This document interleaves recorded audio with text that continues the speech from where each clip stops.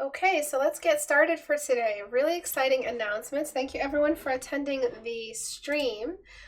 So one of the most important announcements is that I no longer post the full recordings on YouTube. They're only available for patrons and patrons of $1 or more. So all you have to pledge is just at least $1 to get up to 8 critique hours a month. That's 8 hours for $1. It's not really about the money, because if it was, I'd be charging what they're worth, which is way more than $1. It's just about supporting the community, having some kind of financial support sent to the community to help support it, help get it on its legs if I ever have to change platforms, if for some reason big changes are coming in the future. The community has a strong backing, and financial backing speaks a lot. So if you guys could please join us on Patreon for $1 a month. That's $12 a year for this channel. And it's helped many people. A lot of people's art has changed in a good way, and a lot of careers have started here in this channel. And I'm very proud of the influence this community has had on everyone, all the members. But now I'm asking for support back, just because of the changes that are happening everywhere. If you are a patron also, Patreon does not siphon or limit the amount of access I have to my patrons. I'm going to start sending out announcements through Patreon soon as well. So announcements for sales, announcements for community challenges, announcements for streams. Hopefully I can start bringing in, staying a lot more conversation through Patreon than it is currently. So these changes are really just to encourage you to help join us, to join us on Patreon and help us keep the community alive and strong. So if you can, please consider joining me on Patreon. Again, the community is free. Reddit is free. You can submit your work. You can join the stream. It's all free, except here on out, full streams are only available to patrons. I do submit segments on YouTube for free still. 20-minute videos are a little bit more friendly for my video, for my channel, than the hour-longs that I used to submit. The majority is still an hour long, so that's probably why I'm seeing very small growth, but I am seeing growth ever since I switched to the smaller videos. The views I would make in 3 weeks, I'm now making in a day. So hopefully it continues like that. More people get involved, more people join the community challenges, and more people support. But I think it was for the health and benefit of the community. Next big announcement, the one you've been waiting for. Drum roll, please. All right, everybody ready? Everybody ready? The next community challenge is floral humanoids. Who guessed it? So a while ago, 2017, 17, 18, 19, like 5 years ago, is it 5 years ago? 17, 18, 19, 20, 22, 6 years ago. I don't know how to do math. This was the challenge 5 years ago, and what you guys had to do, oh my god, look at my Windows 7. Was that Windows 7? Yeah. Is basically design what it says, floral humanoid, and you just had to pick a flower, pick a design, and go from there. And I think the submissions that were brought in were just amazing. We made adjustments here and there to make things look a little bit more streamlined, a little bit more cool, make concepts a bit more believable and consistent. Really the critique is just a showcase. I don't even change that much. It's just, let's see what you guys did with this theme. So it's a really, really fun, exciting community challenge. And the stuff that was submitted was just beautiful. There was one particular one, I think it's in the other, because there's a two-parter. A lot of people joined this one. A lot of people joined. Let me see where the others are. There's that little cute one there. There's the one with the face. There are restrictions. I will be posting the brief very soon. And then the other one is right here. Yeah, but I'll be posting the brief soon, so that's what I used to do. I used to just write out the brief and send it out on a Dropbox file. But these are the submissions. Some of them, I didn't think I looked at all of them. My internet is pooping itself. But yeah, the floral humanoids is about combining floral texture with the human body and just seeing what you come up with. And it doesn't have to read as human. It doesn't have to have fingers and feet. It could just look like a human, but it's mostly just a really fun fabric slash flower petal theme texture challenge that might be very fun. It could be glow in the dark flowers. It could have a glowing element or bioluminescence to it. It could be something sun-kissed. It could be whatever you're seeing, just a really wide range of potential. And it is one of the more colorful challenges. It's very fun. You can do pretty much anything you want with it. And I can't wait to see what you guys create. So it will be due. You'll have all of February to do it and a little bit of March because February is kind of short. So I'll decide when it'll be done. It also depends on when I have time to fully complete and edit the brief and submit it. So right now the due date is tentative. That could possibly lead into mid-March. And I could even extend it further than that. But you are looking at February, general announcement right now, and then I'll let you guys know, obviously, during Critique Hour stream when the official brief is out with the rules.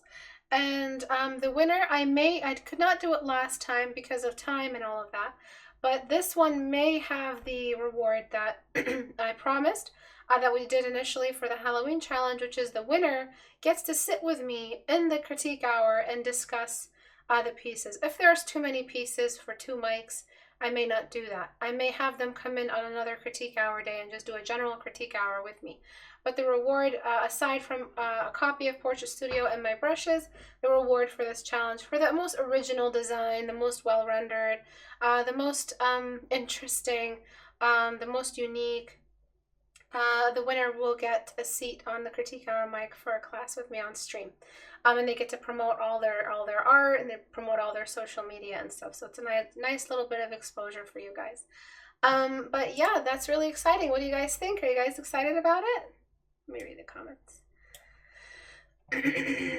Spring is the first season in my head, but it starts so late in the year. I know.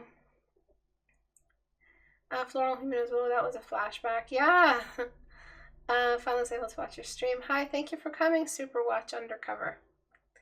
Yeah, you guys excited? I hope you guys have fun with it, and I hope it's going to be a little bit, I'm going to adjust it a little bit to have a bit more included. It may even be an illustration, not just a gray background character design, but especially if you're going to do glowing elements or sunlight, I'd like to see what you guys do with the background as well. But I want it to be kind of a bigger deal because you're getting up to 2 months to do it. But it is out. The restrictions are stuff that you can add later, even if you start it early. It's pretty similar. So if you want to know what the previous rules, it's pretty close to it. Just look up the Floral Humanoid Challenge Part 1 on my YouTube video history, and you'll be able to hear me read the brief for you. And the rules are pretty much going to be the same, except there's an additional background, and I may add glowing elements. I may not, but it's pretty comparable to it. Okay, so excited. I'm going to mock up some ideas during the stream, I think. And I may have textural requirements, so I may pick the flowers you guys get to use. Trust me, I love flowers, I love gardening, so I'm going to pick the most interesting stuff. Obviously, there's going to be larkspur in there. There's going to be a lupine, obviously, maybe some like interesting ornamental grasses. I can't wait to see what you guys do with that. That's just going to be amazing. So I'm going to be submitting a reference sheet for you guys to use. So I wouldn't start too dedicated. If you are starting now, I wouldn't put in too much time because I still have to submit the brief and the official announcement, which comes with an inspiration folder and a requirement, to pull from those for reference. We don't usually do that, but I love doing it for these kinds of challenges. And these challenges create a workspace environment for you, working with the restrictions, working with a description, designing, bringing to the table your own design instinct, and working with revision, knowing that not every choice you make can be yours. That's what these challenges are for. And they're great portfolio pieces, and it's just so much fun. All right, let's get started with today. I don't have any more announcements to make. Let's talk about this piece. I am losing my voice. It's just I've had so many classes today, so I'm sorry about that. And I am stuttering a little bit more lately. So again, I'm sorry about that too. Alrighty, so this piece really, it does have a composition. There's a really nice perspective going on. But one of the problems, I just need to drink water. One of the problems here is that it's confusing. You've got a blue light that's affecting nothing. You've got sunlight here. You've got a cast shadow that's hyper sharp. It's just the cast shadows don't do this. And we would love to have just seen, and the colors are all non-harmonious. There's just green on his face, which is not acceptable for daylight hitting skin. There's, unless you're mean for him to be in some kind of bog, but it seems like he's traveling through a forest temple or something like that.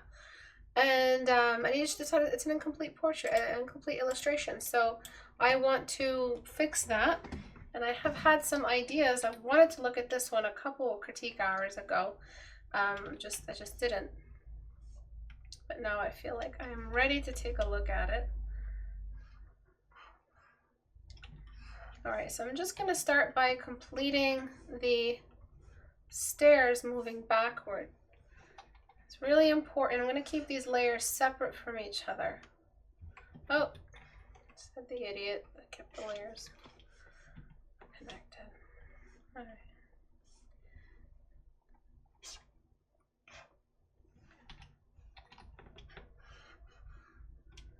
So yeah, I'm completing the stairs. It actually reminds me of a hiking spot I love going to. Okay.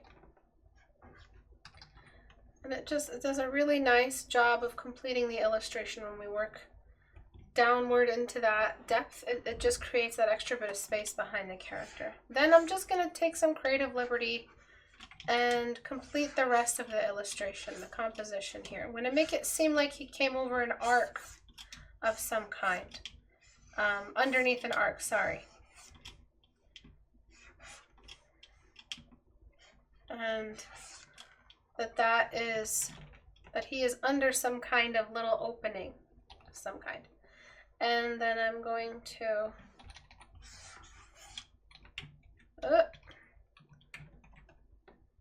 do that. And I'm going to bring that warmth behind him as well. But before I do, I'm just going to let some of that light sit just there. Just in the idea that he's escaping that part and entering a different part. And then back to yellow. I'm going to just completely color wash the space behind him. I don't want it to look swampy or anything. I want it to look like a lush garden behind him.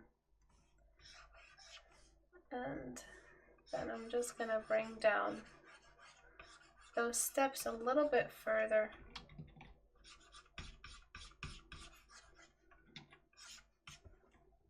One thing I'd like to do, which is a break away from the writer, which is the artist, is I want to make his head, I want to add that little element of mystery, because he is traveling to a place that is unknown to him. He has a lamp of mysterious origin, and he's a mysterious character. It's an illustration. It's not really a, I mean, unless it was a comic book panel and we already have the character established. But I feel like we get more from not seeing all of his head. I feel like we get more when we see some of the character, just like that.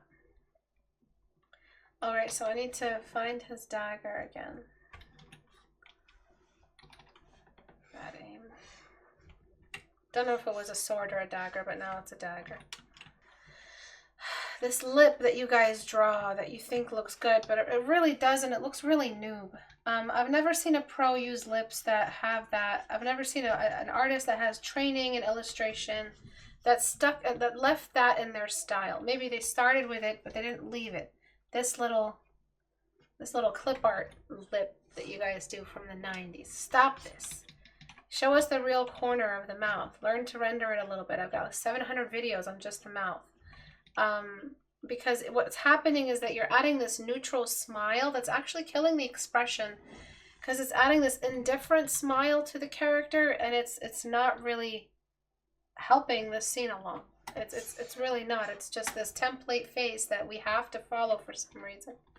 It's almost like this is the only face you can draw, and then you just drew it out of muscle memory. It has no real, you didn't put any real thought into how this character really looks like. It was just the default cartooning face. And that's what I don't like about style mimicking, because the style thinks for the artist instead of the artist actually sitting down and formulating their own style, their own idea of what this character should look like. That's the problem that I have with anime, is that there's zero characterization apart from what? Making the hair pink? Like, that's the only difference between certain characters across animes. What I like about One Piece is that a lot of the characters look so different. It's like a different artist drew each one. That's what's fun. When each character looks incredibly unique, and the characterization actually had some thought behind it. So I'm going to get rid of all of these template artifacts left behind, and I'm just going to give him an interesting face that seems like he's, you know, his face before looked a bit chubby for his body type, so I'm just matching the face, and then giving him more of an expression. So he's not worried, but he's also like very curious. What is that thing that I'm approaching? Before he kind of looked a little bit disinterested. This one here, he's actually thinking like, what the heck is that? Or what am I looking at? Or I'm searching for this thing that I haven't found yet, but I'm about to see it, something like that. So, where the hell do I even start with these? I'm just gonna do what I can and go from there.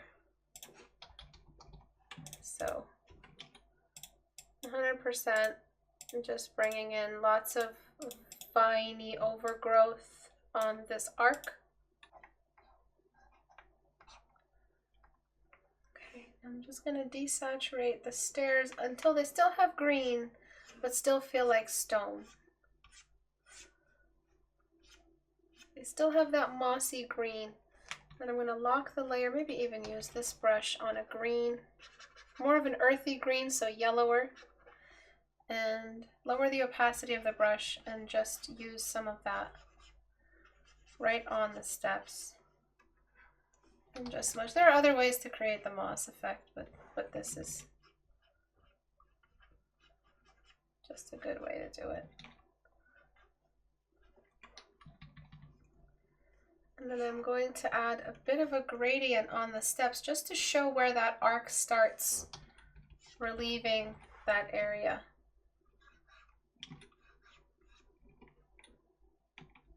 Just around here. I'm actually going to overdo it and then go back and delete. Where are you? Alright, so each step starts a bit later than the next one for a shadow.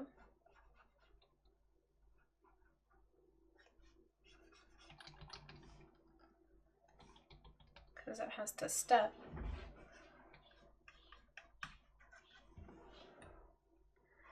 And then going right back into just adding more foliage to each level.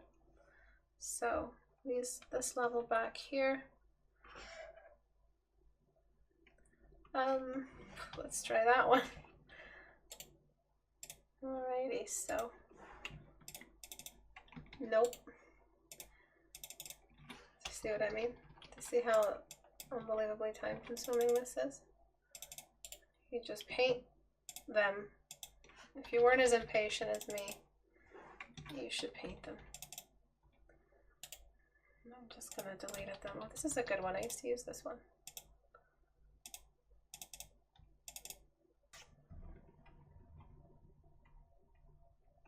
Alrighty. Whew. Before and after. Turquoise that lamp.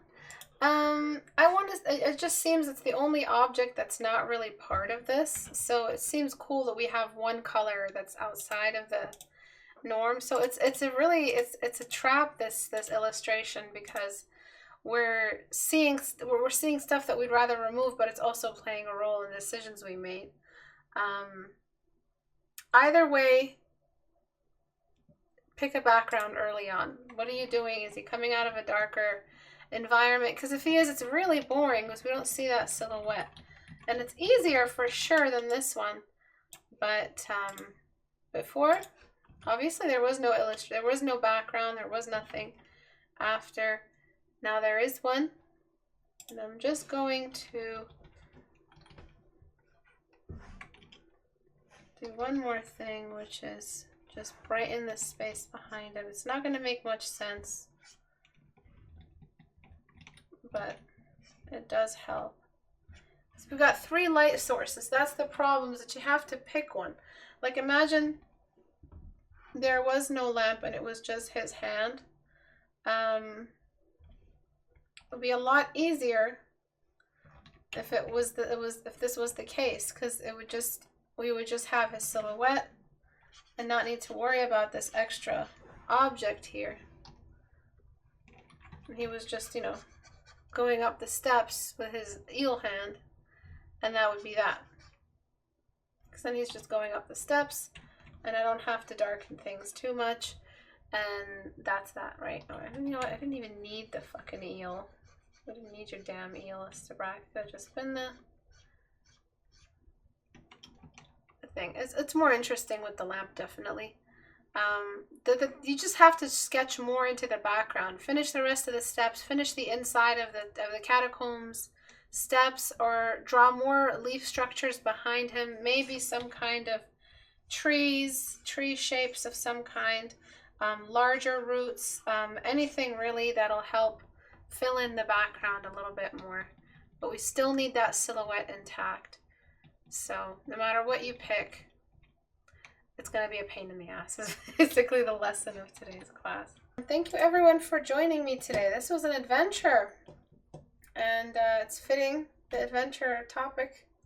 But for next class, what I want to do is have you guys direct what I'll be doing. So the next class is Critique Hour folder. I don't know where it is, but I'll be asking you guys to decide on the story. And then obviously we go from there. You guys pick the hair color, you guys pick, we're basically just transforming the upcoming piece according to a narrative you guys help me build.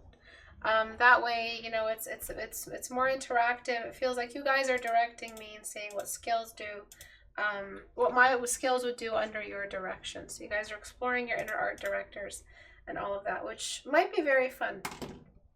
If you guys enjoyed today's class, please make sure you guys are subscribing on, I don't know what it's called, just follow on Twitch, so you guys can get the next notification. If you guys want to be a part of the community, go to istebrak.com and click on the Reddit icon here. It'll take you to the Reddit. I will be submitting the community challenge brief very soon. It is announced as Floral Humanoids. You can watch the previous videos on the subject, and that's pretty much going to be the same brief, apart from some textural requirements and slight changes in the background requirements. But that's it. Portrait Studio is no longer on sale. It might still be on the sale in the store, but it's not supposed to be. The next sale is going to be in the summer, and it's going to be very, very low. So probably as low, if not lower, than the one in the wintertime. And I will be uploading classes, specialty classes, portraiture, kind of like a master class on my website very, very soon. It's outside of YouTube and all of that. It's just a course I'll be selling that pretty much represents the culmination of all the knowledge that I have developed as a teacher and an artist over the last decade, my entire life really. Hopefully you guys enjoy that, for those who are interested in that. A lot of people are applying to private tutoring, and I can't one-on-one private tutor too many people, so I hope those who are waiting in the list for private tutoring, those who are slightly outside of my comfort zone in the time zone period that they're from, and those who are slightly under there's no minimum expectations for private tutoring, but some people have never drawn a portrait. So for those who still need to draw their very first portrait for diagnosis for private tutoring, can use those entry assignment, the master class, as a way to get used to my teaching style and also still have something educational worth their money. So that's coming to the store very, very soon, a lot sooner than expected. And I can't wait to release that because it's just my thesis, you know, it's just the culmination of everything I've ever learned. And I can't wait. I mean, I'm going to try to put everything in there. It's unrealistic to try to put everything. I'm going to try, and that should be fun and a defining moment in my career, I think. So thank you everyone for coming today. Thank you for chilling with me. I really appreciate it. I hope you guys had fun, and I'll see you guys next class at 5 p.m. Eastern Time on Thursday. Bye.